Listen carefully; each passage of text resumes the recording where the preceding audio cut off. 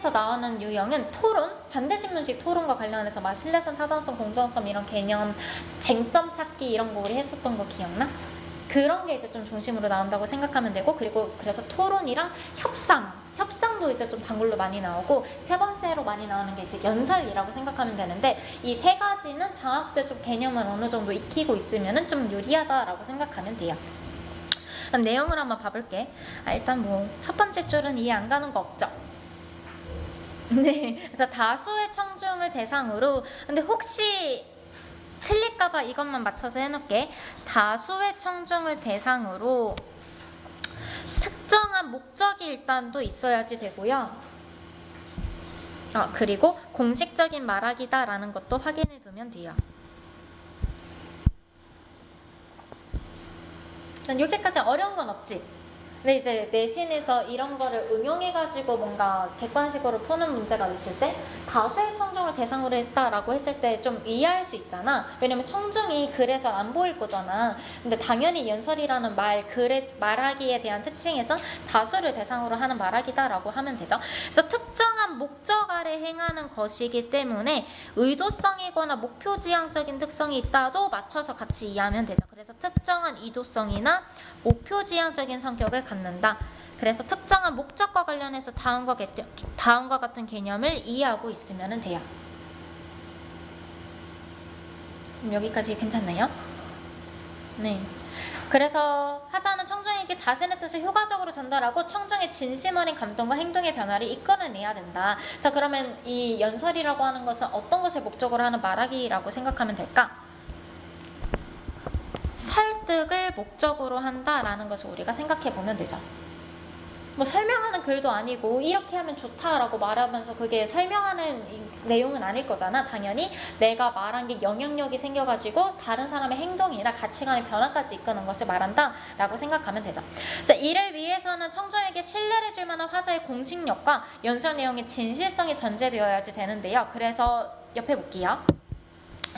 여기 뒤에 있어. 그래서 공식력과 진실성과 관련된 이 두 가지 용어를 같이 또 알아두면 돼요.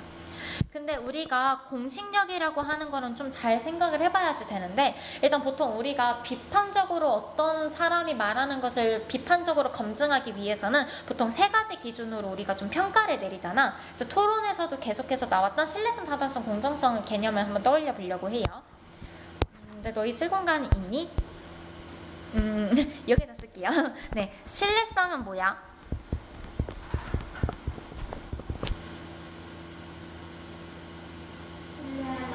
그치, 뭐를 신뢰할 만한가요?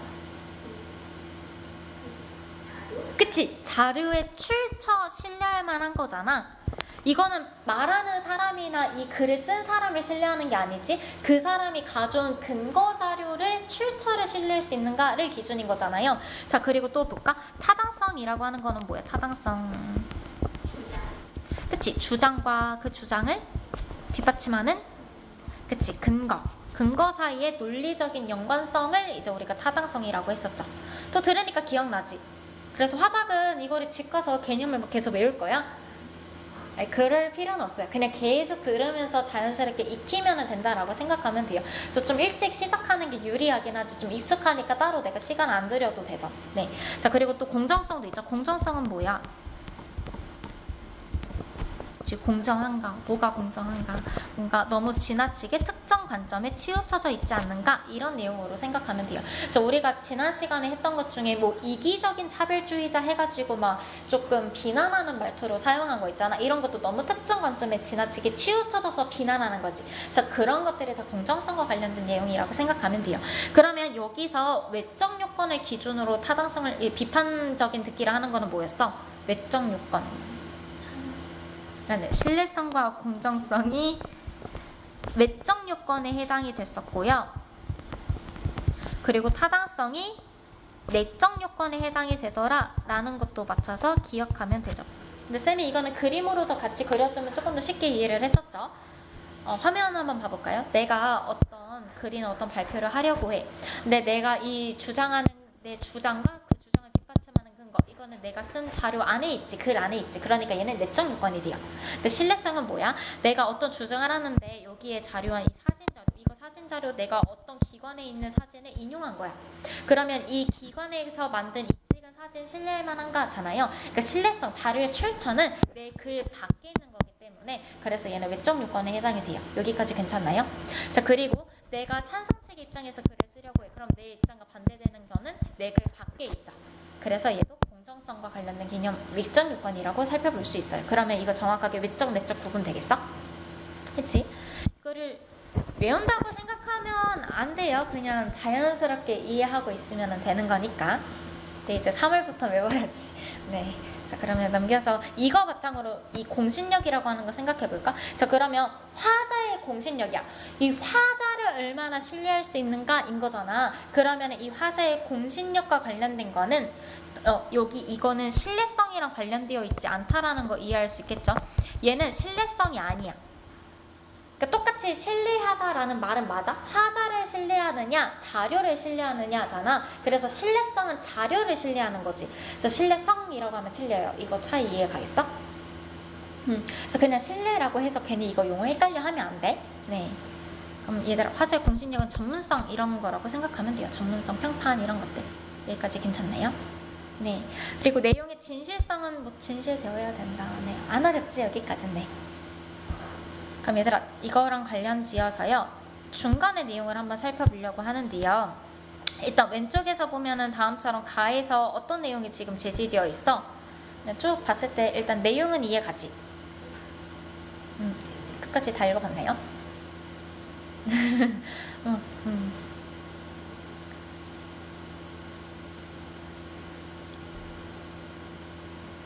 연설 내용 중에 하나를 그냥 발췌해서 가져온 거니까 그냥 쭉 읽어보면 되죠. 근데 여기서 우리가 좀 맞춰봐야 될 거는 자, 가는 이 자료랑 관련지한 연설 중에 하나이고요. 나는 그거랑 관련된 구체적인 자료를 생각하면 돼요. 그래서 가는 연설이고 나는 그거를 뒷받침하는 근거라고 생각하면 돼. 그럼 일단 뒤에부터 봐볼게요. 뒤에서 일단 이런 내용이 있는데요. 자, 나에서 확인할 수 있듯이 청빈한 삶을 실천한 화자의 삶을 알고 있었다면 청중은 진실된 영상에 더 감동했을 것이다 라고 나와져 있네요. 그래서 여기서 중요한 거 성품, 평판, 전문성 이런 것들은 공신력과 관련되어 있다라고 살펴볼 수 있어요. 똑같은 내용을 전달하는데 지금 선생님이 이렇게 지금 이 내용을 읽어주는 거랑 여기에 5살짜리 애가 읽어주는 거랑 어떤 게 더 공신력 있어? 그치, 당연히 쌤일 거잖아. 그치? 그래서 이렇게 공신력이라고 하는 거는 그 사람과 관련되어 있다라고 생각하면 돼요. 여기까지 괜찮아? 쌤이 한번 또 조금 더 쉽게 이해시켜주기 위해서 좀 재밌는 예시를 한번 들어줄게요. 자, 세종여고는 국어 시험지가 그 화작 시험지 있잖아. 그게 20장이야. 그럼 어때? 좀 믿을만하지? 근데 이거 근거 있어? 근거 없지? 거짓말이었어요. 아, 거짓말이야. 근데 지금 쌤이 공신력 있는 사람이니까 어떤 말 해도 너희들이 믿잖아. 그래서 공신력은 그 사람을 믿는 거야. 자료를 가져가지고 쌤이 지금 보여주는 게 아니지. 그렇기 때문에 이 공신력이라고 하는 거를 막 타당성이랑 관련된 거라고 생각하면 안 돼. 이거 이해가니? 그치? 자료가 없어. 그냥 그 사람을 믿는 거, 그 사람을 신뢰한다라고 생각하면 돼요. 네, 그러면 이거랑 관련 지어서요 뒤에 설득 전략 한번 볼 건데요. 설득 전략에는 이제 3가지가 있다라고 생각하면 되는데 일단 그것만 먼저 한번 써볼게요. 이성적 설득 전략, 감성적 설득 전략, 인성적 설득 전략 이렇게 3가지가 있어요. 일단 이성적 설득 전략은 뭘까? 여기서 이성은 무슨 뜻이야? 뭔가 논리적으로 생각하는 그런 거라고 생각하면 되잖아. 그래서 이성적 설득 전략은 같은 말로 타당성과 관련된 내용을 연관지어서 생각하면 돼요. 타당성. 뭔가 주장과 근거 사이의 연관성 이런 것들을 우리가 생각해 보면 되겠죠.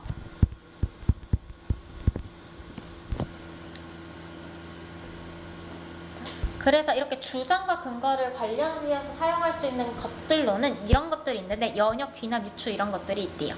그치? 자, 그러면 오른쪽으로 넘겨서 뒤쪽에 있네. 뒤쪽에 연역, 귀납, 유추 이렇게 나와져 있거든요. 이거 개념 하나씩만 좀 정리하려고 해요. 너희들 근데 이거는 뭔지 알아? 연역, 귀납, 유추 들어본 적은 있어요? 나도 한번 설명했던 것 같은 느낌이 있는데 일단 연역은 일반적인 사실이나 원리에서 개별적이고 특수한 것으로 좁혀가는 거라고 생각하면 돼요. 그래서 보편적인 원리에서 좁혀가는 거야. 자, 그러면 귀납은 뭐겠어? 개별적이고 특수한 것에서 넓혀간다라고 생각하면 되겠죠. 그래서 연역은 좁혀가는 거, 귀납은 넓혀가는 거라고 생각하면 되는데, 연역에 대한 예시로 위에다가 좀 맞춰서 한번 써볼게요. 한 3줄 정도 적게 될 텐데요. 너희 3단 문법이라고 하는 거 혹시 알아? 그래서 좀 대표적인 예시를 좀 맞춰서 쓰려고 하는데요. 일단 대전제, 그리고 소전제, 결론 이렇게 일단 맞춰서 적어볼게요. 이 3단 문법이라고 하는 거는 사람들이 일반적으로 알고 있는 보편적인 원리에서 좁혀가는 그런 방식이라고 생각하면 되는데요. 예를 먼저 써볼게요. 모든 사람은 죽는다.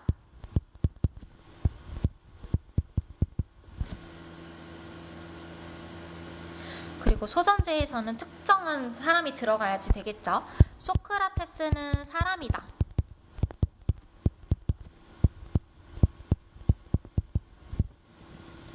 소크라테스는 사람이다. 그래서 결론에는 그러므로 어떻게 될까? 그치? 소크라테스는 죽는다. 이렇게 돼요.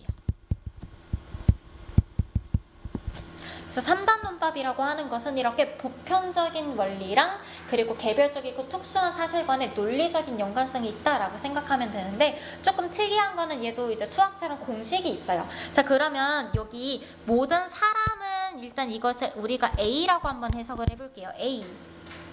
그러면 죽는다가 뭐가 될까? 그냥 B. 다른 거니까. 자, 그럼 여기서 소크라테스는 누가 될까? C. 그쵸? 자, 그러면 다시 반복되네요. 사람이다. 이거 못 가. 그치? A. 자, 소크라테스. 뭐였어? C. 그치? 죽는다. 뭐예요? 그치? B.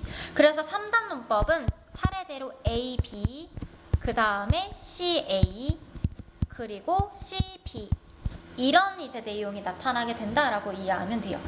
그래서 만약에 내신에서 조금 더 어렵게 나오면은 이런 이제 내용을 주고 이제 유리셋 문장 중에 하나를 빈칸으로 이렇게 해놔. 그래서 이 빈칸에 이제 쓰시오라는 그런 서술형 문제가 예전에는 나왔는데 요즘은 그런 추세는 아니어서 그냥 일단 이 정도의 개념만 이해하고 있으면 돼요. 그럼 이렇게 보편적인 원리에서 개별적인 사례를 적용해서 점점 좁혀가는 방식인 거 이해가요? 그치? 그러면 이 3단 문법은 어떤 특징이 있을까? 3단 문법의 대표적인 특징, 즉 연역에 대한 특징.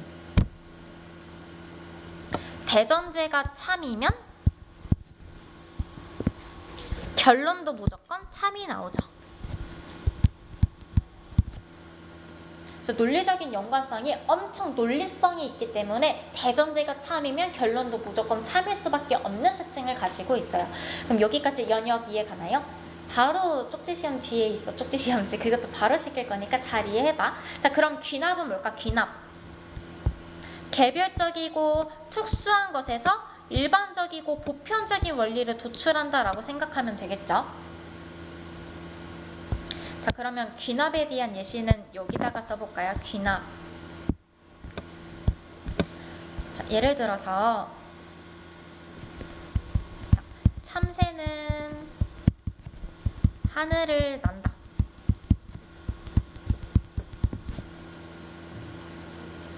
또 하늘을 나는 새가 뭐가 있지? 쌤 이런 게 기억이 안 나. 왜지? 나이를 먹어서 그런 건가? 아무튼 또 누가 날지? 자꾸 안 나는 새만 생각나. 타조나 닭 같은 애들. 또 누가 있지? 하늘 나는 새? 비둘기도 하늘에 나나? 요즘 걸어다니는 것만 봤던 것 같아서 좀 더 잘 날아다니는 갈매기 같은 걸로 볼까요? 네, 갈매기는 하늘을 난다. 하나만 더 할게. 네, 안 나는 게 더 많이 떠올라서 또 누가 있을까? 같이. 새는 하늘을 난다. 그래서 이렇게 쭉 되면은 이렇게 좀 여러 가지 구체적인 개별적인 사실들이 쭉 많아지면은 어떤 결론에 이르게 될까? 그러므로 모든 새는 하늘을 난다. 이렇게 되겠죠.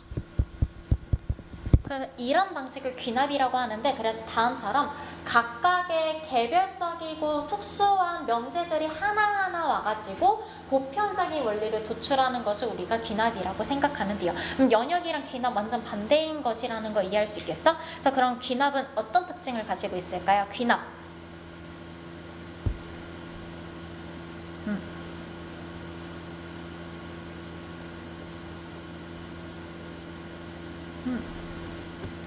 얘는 예외가 하나 생기지. 예외, 이게 빨간색으로 쓸게요. 얘 특징은 예외가 하나 생기면은 결론이 거짓이 된다라는 특징을 가지고 있어요.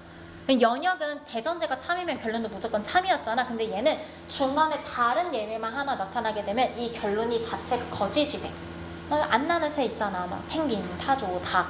왜 새는 하늘을 날지 않는다가 왜 더 객관적인 그것 같지? 아무튼 그래서 이렇게 결론이 거짓이 된다. 예외가 하나라도 생기면은 그 결론이 거짓이 된다라는 내용이 있어요. 그럼 얘들아 여기까지 이거 이해 가겠어?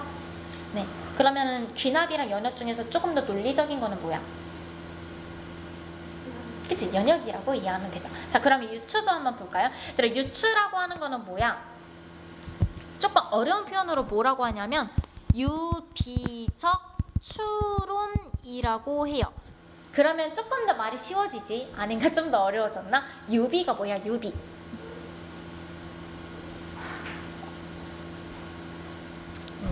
네, 유비라고 하는 것은 유사한 속성을 들어가지고 비유한다라고 생각하면 돼요. 유사한 속성을 들어서 비유한다라고 생각하면 돼요. 예를 들어서 잠시만. 선생님 이런 게 기억이 잘 안 나서 예를 들어서 레몬과 오렌지는 시큼하다. 그럼 지금 레몬이랑 오렌지 둘 다 시큼하대. 근데 그러면서 둘 다 비타민C가 들어있을 것이다. 막 이런 식으로 해요. 그래서 두 사이 공통적인 속성을 들어서 비유해서 얘기하는 거. 또 예를 들어서 또 보면서 할게. 또 예를 들어서 우수한 선수는 많은 훈련을 했대. 마찬가지로 우수한 학생은 많은 공부를 했다. 그러면 이렇게 시간과 관련해서 이제 공통점을 들어가지고 유추하는 거지. 자, 다음과 같은 경우라고 생각하면 돼요. 자, 그러면 이 유추라고 하는 것은 귀납이랑 좀 속성이 비슷해. 연역이랑 속성이 비슷해.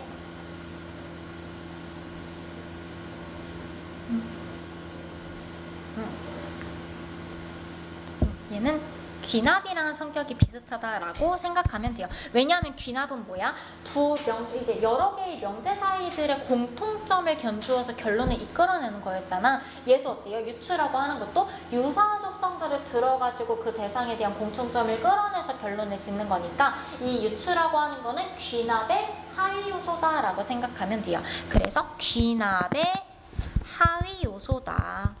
그래서 귀납이 상위 요소고요. 유추가 하위 요소다라는 것을 이해하고 있으면 돼요. 그럼 여기까지 연역, 귀납, 유추 이해 갈까요? 네. 그럼 이거랑 지금 관련해서 그럼 이런 것들이 설득 전략에 이성적 설득 전략, 인성적 설득 전략, 감성적 설득 전략 이렇게 세 가지가 있는데 이 세 가지 중에 이 연역, 귀납, 유추는 어디에 속한다고? 그치? 이성적 설득 전략에 속한다라는 것을 봤어요. 자, 그러면 나머지도 한번 생각해 볼게. 자, 감성적 설득 전략은 뭘까? 감성적 설득 전략. 감정이 호소하는 거라고 생각하면 되죠. 감정. 네. 근데 이거는 쉬운데 학생들이 생각보다 많이 틀려. 어떤 것 때문에 틀리냐면 여기서 느껴지는 감정을 못 찾아서 틀리는 경우가 있어요. 예를 들어서 막 동정심을 자극하는데 막 뭐 그런 자긍심을 자극한다 막 이런 식으로 키워드가 바꿨을 때 그 감정을 못 찾아서 틀리는 경우가 있거든. 그래서 얘는 그 상황에서 어떤 감정이 유발되는지만 조금 더 생각하면 쉽다라고 생각하고 있으면 되고요. 자, 인성적 설득 전략 나와져 있는데 이거는 뭐랑 관련되어 있을까? 우리가 배웠던 것 중에 관련되어 있어. 화자의 공식력과 관련되어 있다라고 생각하면 되겠죠. 그래서 여기에 이런 표현이 있죠. 화자의 공식력과 관련되어 있다. 그러면은 이성, 인성, 감성 이해가?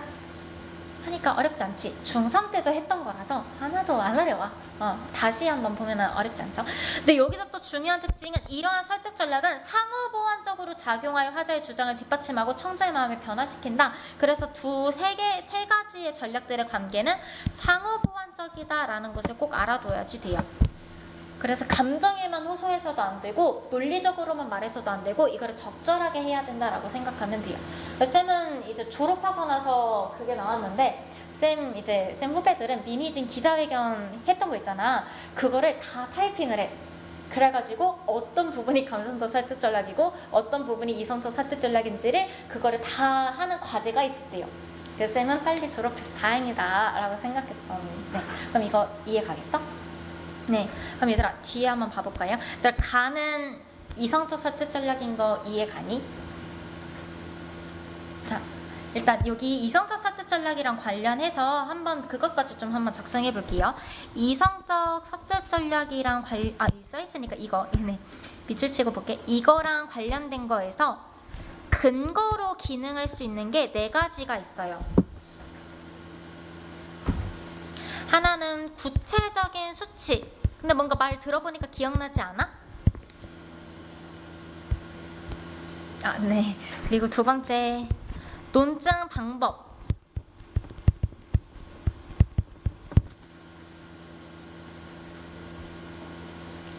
그리고 3번째 역사적 사실.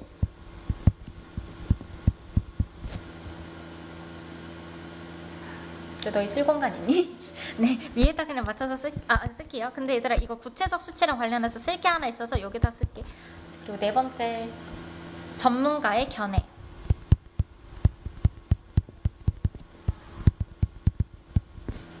그래서 근거로 만약에 구체적인 수치, 논증 방법, 역사적 사실, 전문가의 견해 이런 게 있으면 이성적 설득 전략이라고 생각하면 돼요.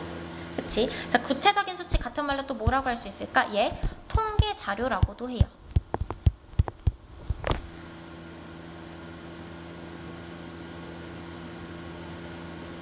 그럼 여기에서는 이성적 설득 전략인데 이 4가지 요소들 중에서 어떤 것 때문에 이성적 설득 전략이라고 이해할 수 있을까?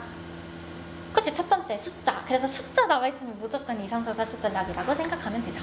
근데 사실 인성이랑 감성이 너무나도 뭔지 딱 구분이 되니까 그거 외에 나머지는 다 이성이라고 맞춰도 이해하죠.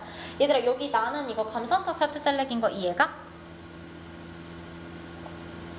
괜찮을까요? 그럼 얘들아 여기에서는 어떤 감성이 호소한다라고 우리가 생각할 수 있을까?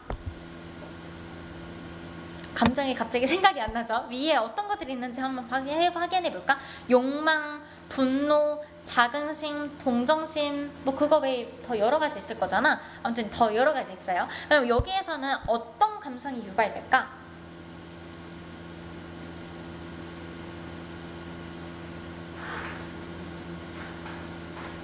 그냥 자긍심 같은 거 같이 맞춰서. 근데 자긍심보다는 그냥 공감이나 밑에 또 같이 나오는데요. 그걸로 같이 한번 볼게요. 여기에서는 다음처럼 이런 말이라고 생각하면 되는데요. 자신의 경험을 적극적으로 내세워서 감성적 설득 전략이 활용이 된다. 네.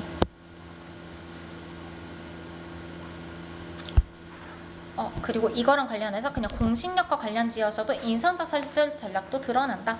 그래서 구체적인 자료도 얘기하고 자신과 관련된 그런 경험을 제시해서 공식력도 생기고 그리고 이제 감정에 호소하는 듯한 이제 얘기도 하고 있으니까 다음처럼 여러 가지 조화롭게 이루어진다라는 것을 확인할 수 있죠. 여기까지 그러면 괜찮을까요? 네, 그래서 전체적인 개념을 쭉 훑어봤어요. 그럼 뒤에 지문 보기 전에 쌤 쪽지 시험지 먼저 하려고 하는데 이렇게 생긴 거 있거든? 이거 이제 괄호 쭉 채워보고요. 뒤에도 채워보면 되는데요.